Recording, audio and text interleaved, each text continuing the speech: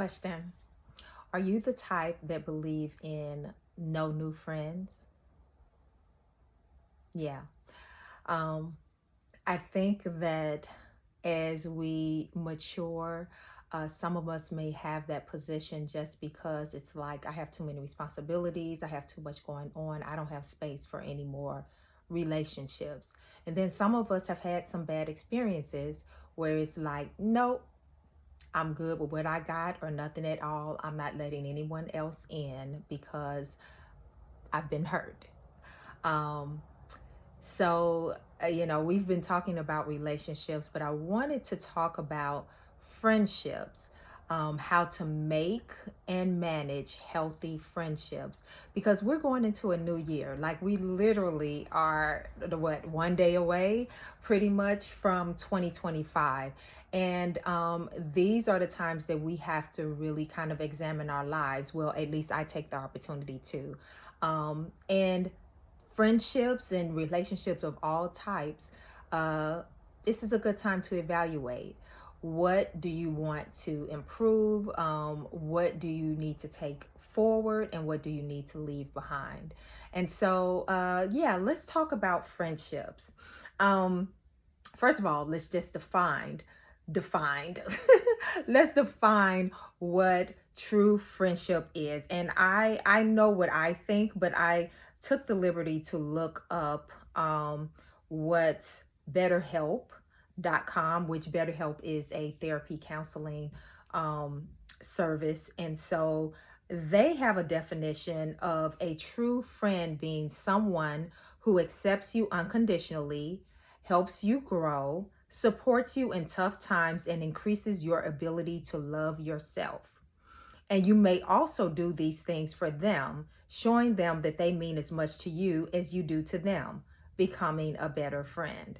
Um, and they also say that a good friend is often someone who is there for you, who listens to you, and who you enjoy spending time with. Now, I can appreciate their definition of friends, but I'm going to switch it around a little bit to say that friendship, true friendship, is mutual and reciprocal. Okay.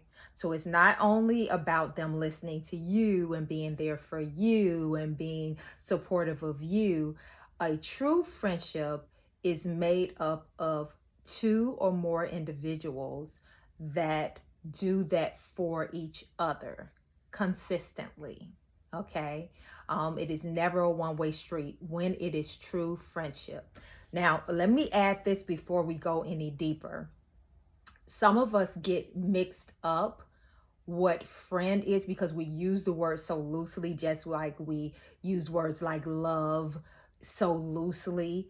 But when it's genuine and real, it's a little bit more specific than how we use it. You can be at the same place, the same time for a long time with the same person, and you can misconstrue that scenario and that situation into a friendship. So it could be a colleague, it can be a co-worker that you've worked with for several years. It could be someone that you attend the same place of worship with and you've known them for several years. It can be someone that you are participate in the same organization with. It can be someone that, for those of us who pledged a sorority or fraternity, that you were online with, you pledged with, and they're your line brother, your line sister. And you can feel like, because of these experiences and the type of bonding that happens due to same place, same time, same goal, that this is a friend. But hold on, not necessarily so. It is what it is. You met, mingled at the same place, same time for a particular goal that may have been shared. But when you put someone in a category that really they're not in, that is when you can set yourself up for a lot of hurt and pain. Okay. You have to keep people in the space that they're supposed to be in. Now, you can have those situations and you meet someone at work, or you meet someone at church, or you meet someone, out of participating in the organization or some community service or something. You can meet people any type of way, in the airport, whatever the case may be, stuck in the airport for hours, and you have that joint moment. Those can transcend into friendships, but it's not automatic. Okay, it's not automatic. Okay. So I was thinking about making friends as an adult, and the first tip I'm going to have is that tap into your inner child. Think about it. When we were kids, I mean, it was so simple. We kept it simple. We came outside. If it was kids outside, we would observe a little while, then we would approach and talk, and then we'd play. Rinse and repeat, you know? Whether it was at school, I happened to go to a lot of different schools. We moved a lot, so I was always the new kid, so I was always in need of, finding friends, making friends. And I had to learn how to read people. The watch part, I had to learn that pretty quickly. And I'm grateful for that, for the skill of learning to read people out of those experiences. But as kids, that was just what it was. If a kid seemed friendly, we would feel comfortable enough to approach them, and we would say, hey, do you want to play? Hey, do you want to go do this, or do you want to go do that? Hey, can I sit here at the lunch table with you, or etc. So I think if we tap into our inner child and reflect on that, even for those of us that may have had some tough experiences at school, most of us is still at least made one friend that, we would look forward to meeting up with every day. And so let's tap into that inner child. So again, we kept it simple we would watch, approach and talk, play, and repeat. And that is how the friendships would develop. So watch.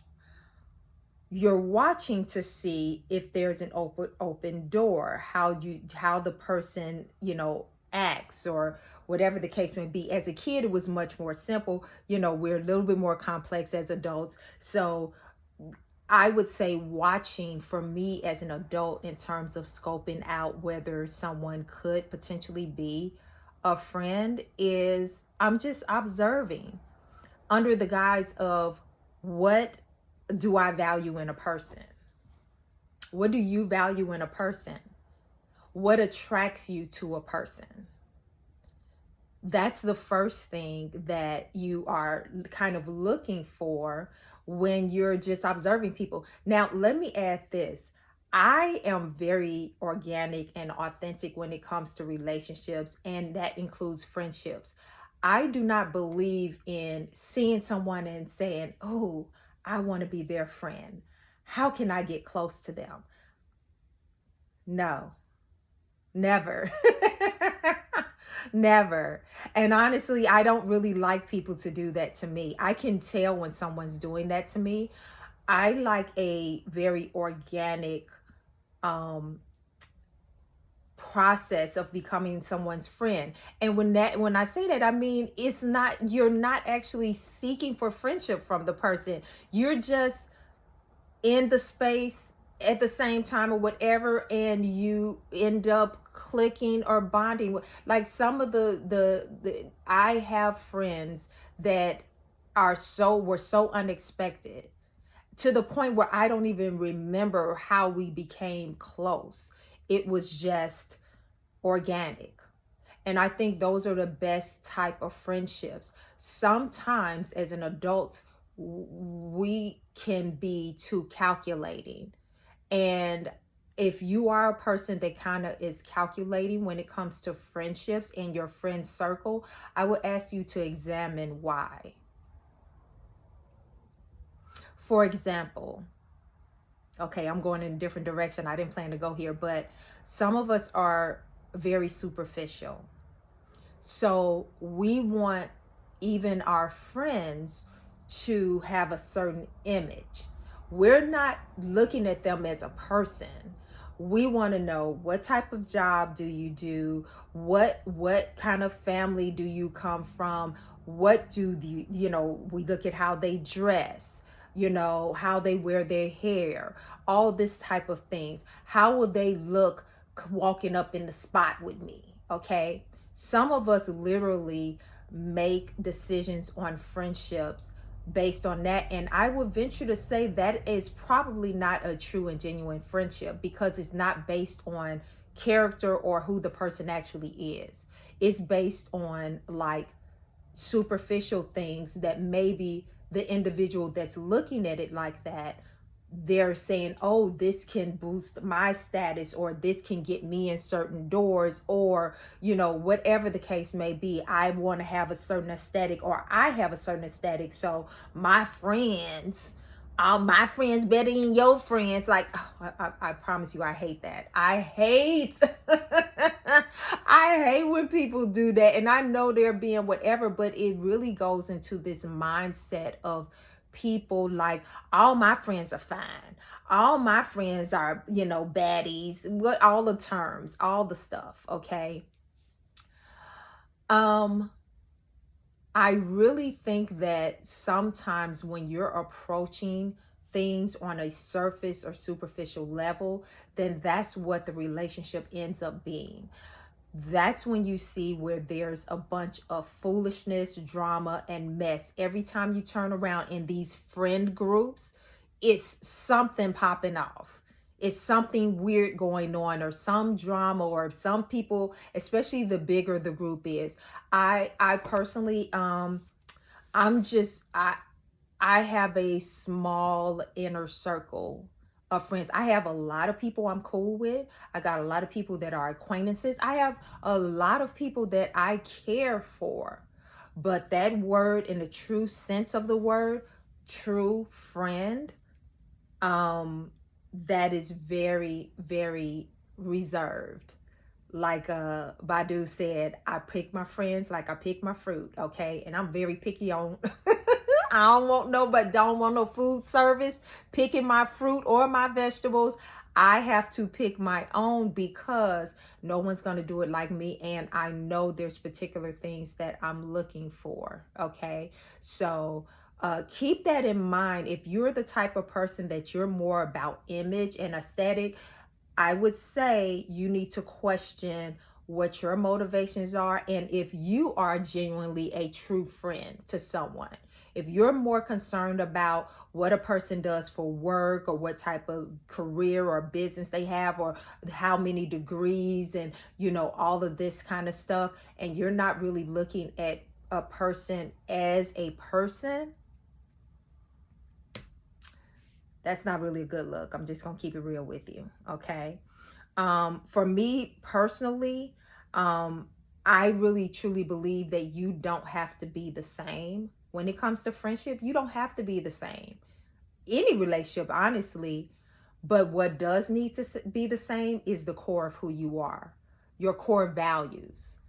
Like, something that I will never do to you, I need to be in a friendship with someone that would have the same mindset, that they would never do that particular thing to me either. And it's not even a discussion. It's just who we are as people. Like, nah, like I would never do that. And we both know it doesn't even have to be said, I personally, I'm attracted to people who are nice and fun and smart and strong and, inspiring, that's the type of people that I'm attracted to naturally. So when we talk about, our childhood version of ourselves, I'm watching a person, and I'm automatically going to want to approach to them, or be open to them approaching me, if I see these particular things in them, just from observing them in whatever space that we're in, right? On the approach and talk part, in terms of still talking about making friends as an adult, show yourself friendly. Like, that's scriptural. Show yourself friendly. If you want friends, be a friend. Show yourself friendly. There's nothing wrong with smiling at people. It's nothing wrong with being warm. And this is not just for women. This is for men too. I find that man, I love to see a group of men together, the boys, and they're doing something positive. They're chopping it up. They're enjoying themselves. They're having a good positive experience. Nobody is getting loud and crazy and drunk, or getting angry, or having these egos, or all that kind of stuff. I just love to see male friends getting together and bonding, because I think that men really need, I think women, we are better at that. I feel like we're better at that. We're better at, like, the sister circles, the communication with girlfriends, having the support system amongst other women. But men sometimes don't have that, or have not developed that for themselves, for a number of reasons. I would say, when you're approaching someone, and just to talk or whatever, just be real, just be regular. This is one thing that I think, when it comes to friendship, that the type of person you cannot be friends with is someone who looks down on you or looks up to you. Looks down on you or looks up to you. In order to be friends with someone, you have to be able to stand flat-footed and look at them eye to eye. Meaning that we're on the same level. I don't see you lower or higher. There's no, oh, this person, oh my God, they're talking to me, or whatever. Like, some people have that type of energy for whatever weird reason. Maybe they've been watching you from afar, and they've kind of, sorry if you hear that. They are, and I live in the burbs. I don't know. It's just, sirens. But ambulance. You have to be able to have we are on the same level. We are equals. If you're looking down at a person, you cannot be friends with a person that you look down on. And it can be a subconscious thing, but if you think they're beneath you in some type of way, if you think that, oh, you're taking them under your wing and, whatever, that type of dynamic is something different than friendship. This is why, if you have a mentor-mentee type of relationship, that can be a little difficult to transition into a friendship until or unless it equals out in terms of whatever that person is coming to you to get mentorship for.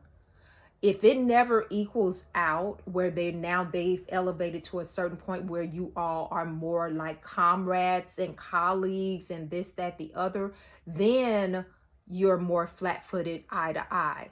But if they're looking up to you, they're looking to you to have the answers, looking to you to be the example, then you can't have a traditional friendship with that person, because in friendships, you have to be able to be vulnerable.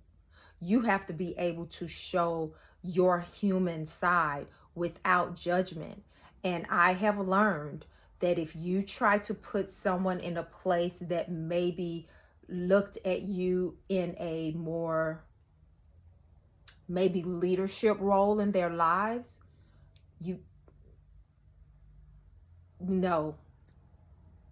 that can be a difficult transition and probably not good. You have to have someone that it is a equal playing field, where both people are safe to be vulnerable and just themselves without judgment. That is part of what true friendship is, okay? So when you approach someone and it's a potential friendship, um, you based on who you are, that's what your conversation is going to be like. And that can attract or repel. So if you approach somebody and, again, this is not trying to like, oh, I'm about to make friends with this person, but you're just talking, this is how friendships end up happening. You just, you meet and you begin a conversation or have an experience together and all this stuff. And then it continues on. Okay. Say, for instance, you're a complaining person or a negative person.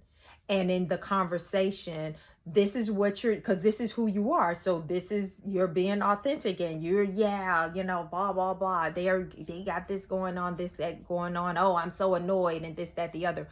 And depending on who that person is, you can actually build an attraction of friendship based on you all having that same characteristic. Or it can repel the individual, because if you're a complainer or you're negative and they're not, all they're going to do is be turned off by you.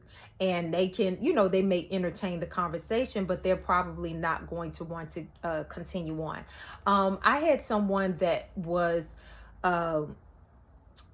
it was clear that they were trying to get closer to me, and potentially be a friend. And even though this person was a nice person, they just complained so much that I'm like, no, I can't be friends with this person. So I had to, and I know it might have, Loki, they may have thought I was trying to be funny or like I thought I was better than them or something like that. It was not that at all. It was literally this person. Every time I ran into this person, they would be complaining about how hard things were, what negative thing just happened to them, this, that, the other. And I'm like, I would be encouraging, I would listen, and maybe this is what made them want to, maybe develop a friendship with me, because I'm always going to do that. I'm supportive, try to give some encouraging words, try to, whatever the case may be. But I could never, a person like that could not be a friend for me, because do I complain sometimes? Sure. Can I be negative sometimes? Sure. But I am not a complainer or a negative person. So that's not what you're going to get from me in every encounter. This individual, every encounter I was having with them, that was the conversation, and it was a repellent for me. So just remember that. And it's not for you to withhold, if that is you, it's not for you to withhold that that's who you are, but just understand you're going to attract and repel people based on who you are at your core. Okay. So the next step is to play. Again, we're taking from our inner child. We watched, we approached and talked, and now we're playing. So how we play as an adult, you invite the individual somewhere. You had a good encounter. There was nothing that interrupted in any of the previous steps. You watched them. You saw they seemed to be a cool person. It made you want to approach, and have a conversation with them. You all have a conversation. Maybe you're around each other multiple times, have multiple conversations. And then you like, hey, let's hang out. I wanted to see that movie too. Well, when were you planning on going? Oh, you want to just go together? Like, isn't that how it happens? That's how it happens with friendships. And next thing you know, I know you like this particular band. Did you know they were going to be at the House of Blues? What? Really? What? Oh my God, how much are the tickets? Let's do it. Let's go. And next thing you know, you're developing a friendship with this person. And if nothing interrupts that process, nothing negative interrupts that process, then this is how you get to know someone, by spending time with them, having conversations with them, particularly in person, and having experiences with them. Next thing you know, you've known a person 6 months, a year, 2 years. And as life continues to go on and the more you continue to interact with that person, next thing you know, you've become genuine, true, and good friends. And as time continues on, life is happening. And the more comfortable and vulnerable you are with each other, you're going to be experiencing life together. Somebody's loved one passes away. Someone gets a degree and they're celebrating. Someone has a birthday and we're going out to celebrate. And it's a beautiful thing. It's a beautiful thing. Understand during the play part of making friends, this is where trust is built. Now, as adults, because we've learned lessons at this point of life, and I don't know any adult that has not had some hard lesson in the area of friendship, relationship, and we keep those lessons in our back pockets. So when we're in the play part of making friends, this is where, trust can be built or broken.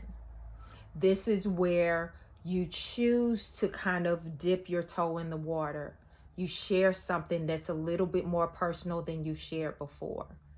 And you see if it's a safe space for you. You see how the person reacts. You see if it's reciprocated.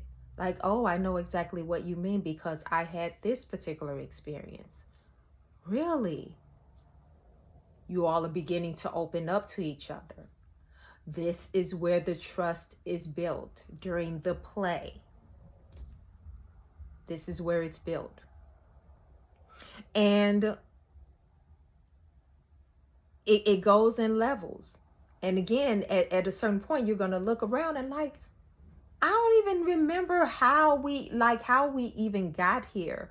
But that's the beautiful thing. It can be years, decades later, and you have this beautiful, amazing friendship. And rinse and repeat. You know what I mean? That's what it is. It's not hard, but it does take any type of relationship, including friendship. It takes effort and vulnerability. But the effort should be effortless because it should be organic. I do not believe in the forcing of things, including friendship.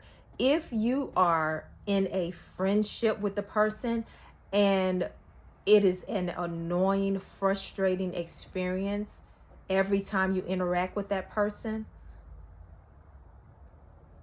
you're probably not supposed to be that close to that person. They're probably in the wrong place in your life, and you're probably in the wrong place in their lives, because friendships, true friendships, are drama free. Do you hear what I'm saying? They are full of love, care, and support. That does not mean that there's not ever any issues that you may have to address, but it's not really dramatic. It's because you are two different individuals. You may have something that happened that you have to talk through and communicate through. And we're going to get into the part of how to maintain friendships. And that's the first one, actually. Having open, honest communication that is reciprocal. A lot of this stuff is applied to friendships, but also to romantic relationships. You need that. The same thing you need in a romantic relationship, you need in friendship. Open, honest communication that is reciprocal. Communication is not just one person talking. Every time you call the person, the whole conversation is about them. All they're doing is telling you what's happening with them, what's happening with them. And most of the conversations are like that. Watch that. That's not really reflective of true friendship. True friendship is reciprocal. It ebbs and flows. That means that today, oh my gosh, I need to vent. Oh my God, I can't, I got something to tell you, blah, blah, blah. Then the next phone call, it may be she or he may have to tell you, oh, I got to tell you what happened. I need your advice about this. It should be both people having that openness, that vulnerability, that safe space. Giving the safe space, being the safe space. Okay.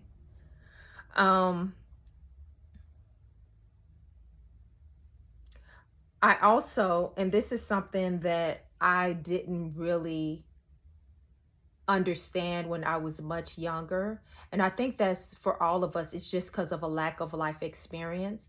I think that when you're younger, and especially before you've had anything really traumatic happen in your life, you're not aware that bad things happen. At least not to you. At least not to your circle. You're unaware. And it's good. It's good. There should be a season of innocence, hopefully that's held on to for as long as possible. But eventually, the way this world is and this life is, you're going to have something traumatic that happens, a loved one that passes away. The first time that I had someone really, really close to me pass away, I was probably 18, 19. And it was such a shock, such a wake-up call that you can't take for granted that people are going to be around. You can't take for granted that you're going to see this person again, that you're going to be able to talk to this person again. So make sure that you tell your friends that you love them. It's not weird. It's not weird at all. Tell them you love them. They should know how you feel about them. They should know the place that they have in your life and heart. And that goes for you fellas as well. Now, you may not say it the same way as, a woman would express to her friend, her woman friend, her best friend, her female friends. But you have to find a way to let each other know, listen, I care about you. I'm here for you. I appreciate your presence in my life. And I don't know what I would do if you weren't here. That would be very hurtful for me if something were to ever happen to you. That is part of the vulnerability of friendship. Don't take it for granted. Don't take it for granted. Yeah. Within, in terms of managing friendships, make sure that you provide motivation, information, support, and accountability. Motivation, information, support, and accountability. Once your friend finishes talking to you, if you were down about anything, you should feel uplifted. That's the motivation, that's support. You're, working on something difficult, maybe a project, or you're going through something difficult, maybe in a relationship or maybe a health challenge or whatever. A true friend, you will feel that support from them. Even if it's just them being there, even if it's just them being concerned about you, if them just having a listening ear, them praying for you, you should know that you have that person in your corner and they're helping to uplift you in those moments. helping to encourage you that you can make it through those moments. You remember back when we were kids, again, we're taking from our inner child, being in school, and maybe you're in gym class or something, and you're a little slow that day. You just can't get it going, and or maybe you're missing the volleyball or whatever the case may be. I always was dodging because I didn't like the ball flying towards my head, so I would always get fussed at. But you have those people that would laugh at you, or they don't want to be bothered with you because you're not hitting the ball, you're running from it, whatever the case may be. But your friend, what does your friend do? Girl, come on, you got it. What does your guy, your boy do? Man, you got it. Come on. Look, come on. I'm with you. Come on, we can do this. We can make it up these. We can make it up these stairs together. Come on. One more lap. We only got one more lap. Come on, we can do it. That's what your friend is going to do. Because your friend is going to encourage you and motivate you that you can make it, that you can do it. They're not going to stand there and just be laughing at you. They will laugh with you. Now, some friends will laugh at you too. That don't make them not a true friend. But if you're really struggling with something, your friend is not going to be laughing in that moment. They're going to find a way to motivate you. They're going to find a way to encourage you. They're going to get in the trenches with you side by side, even if it's in a symbolic way. Yeah. Other part is that of that is accountability. A true friend is not a yes person. A true friend will call you out on your BS. A true friend will say, you was wrong for that. No, you need to apologize. No, that was you. You shouldn't have done that. A true friend will keep you straight. Iron sharpens iron.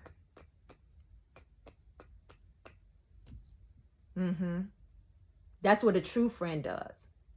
And if you get angry at your true friend to the point where you want to break friendship with them because they told you the truth, then that means you're not a true friend. You're not. They told you the truth and it's the truth, but you just didn't like it because you just didn't like that they told you. You're the one that's not the true friend. You need people around you that will call you out when you on some bull, when you on some foolishness, that will help keep you on the straight and narrow when you about to go off a cliff. And they pulling you back by your collar and say, nope, we not doing that. Nope, this is not how we gonna do that. That's a true friend. Okay? Last thing, keep it respectful. Don't get so comfortable with someone that loves and cares for you, that maybe you've known a long time, and that you're, like I said, you're very comfortable with, that you start to take them for granted and you start taking certain liberties. I personally, and this is just me, because this is reflective of who I am, I can't stand that some women call their friends the B word, and it's supposed to be a term of endearment. There's something wrong with that to me. That is not a term of endearment to me. Any other time, that word would be an insult. But we've taken it and we've tried to put a positive spin on it. But the reality is that our subconscious, our spirits know that word is still a negative word. Because, say for instance, this same friend that you're jokingly in a term of endearment called the B word, if you get really angry at that friend and you call them the B word in this moment of anger, does it change the definition of that word?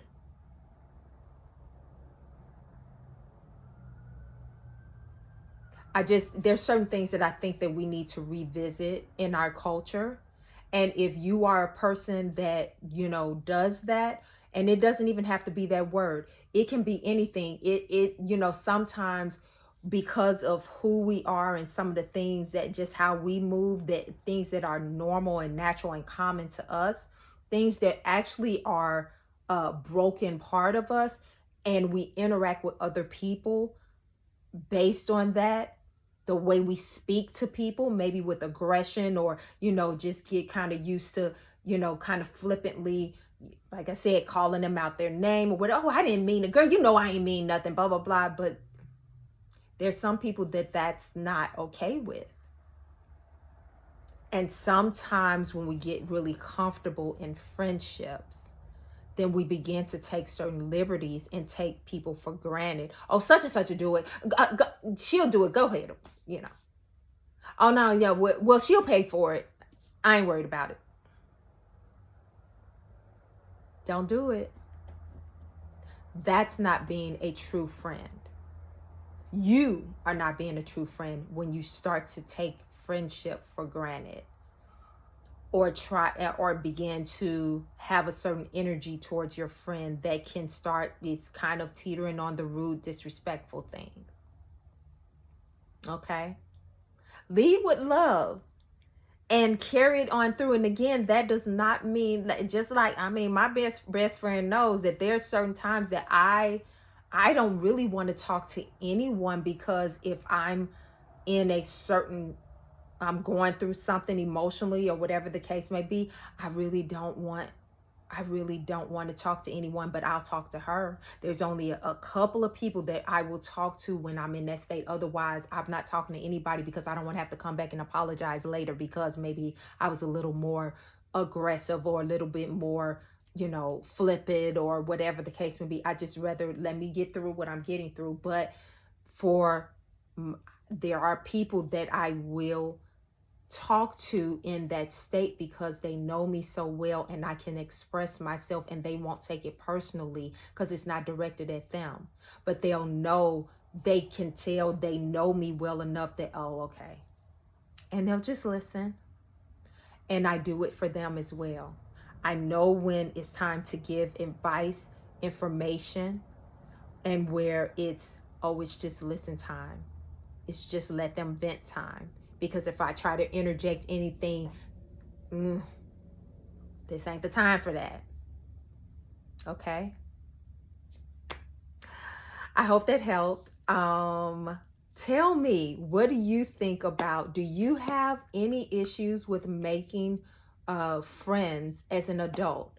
I know some people do struggle with it, but it's doable. Tap into our inner child, and it's the same thing. It's just on a higher level.